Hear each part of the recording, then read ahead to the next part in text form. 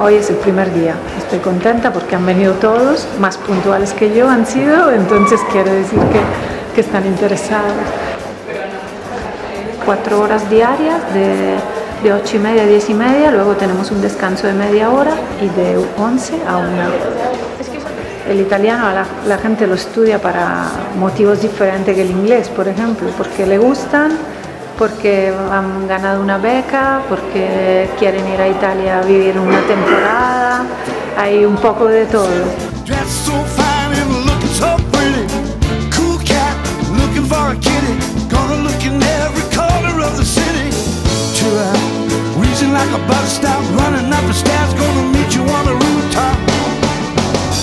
But at night it's a different world. Go on, find the girl. Come on, let's dance all night. Despite the heat, it will be alright.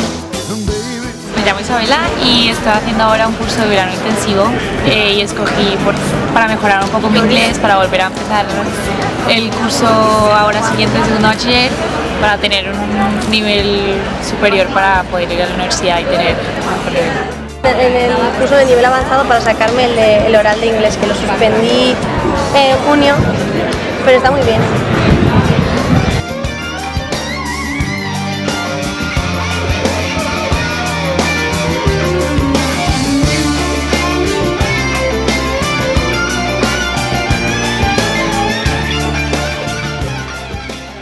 Pues nos va muy bien, estamos muy contentos.